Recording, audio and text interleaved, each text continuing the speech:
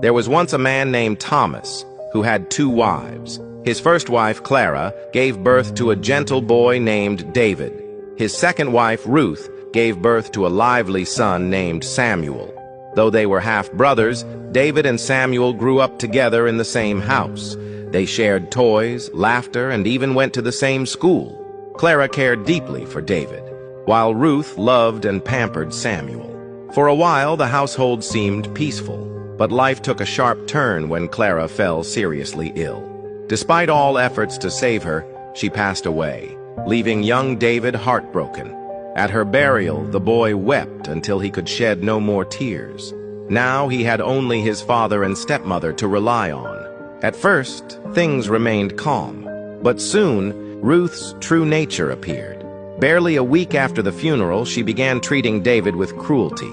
She stopped him from going to school, gave him leftovers, or sometimes nothing at all, while Samuel continued his education in clean uniforms. David, still just a boy, started selling firewood to survive. Years went by. Samuel earned admission into the university, while David, now 17, spent his days under the hot sun, carrying bundles of wood. One afternoon, a wealthy businessman named Mr. Harris visited the village. He was looking for a trustworthy and hard-working young man to work in his business in the city. His offer was simple: serve him faithfully for 5 years, and in return, he would give the boy enough money and support to start his own life. When Mr. Harris met David, sweaty, tired, yet respectful and full of hope, he was deeply impressed. You have the spark I'm looking for. Will you come with me to the city?" David's eyes lit up. "Yes, sir," he replied. With his father's blessing and nothing but a small bag, David left the village with a dream in his heart. 6 years later, the sound of expensive cars filled the quiet village. One stopped in front of Thomas's compound. From it stepped a well-dressed young man, David, now successful and confident. His father embraced him with tears of joy. Ruth forced a smile, though jealousy burned inside her. "I've come home to build a proper house for my father and our family," David said warmly. "Even while I work in the city, I want us to live well here in the village." But Ruth could not stand the thought of David shining brighter than her son.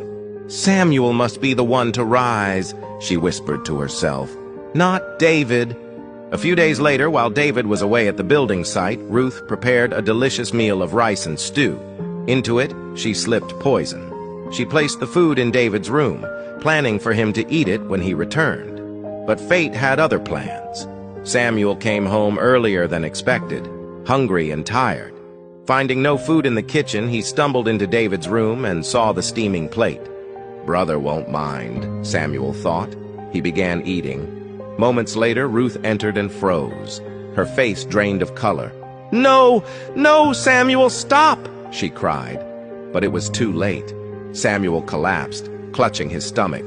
The villagers rushed in, but nothing could be done. Samuel was gone. In her grief and panic, Ruth screamed, "I poisoned the food! It was meant for David, not Samuel!" The village erupted in shock and anger. By evening, the council gathered and declared Ruth banished. She was driven out barefoot, weeping, but no one pitied her. David mourned his brother deeply, even as he built his house and fulfilled his promise to uplift the community.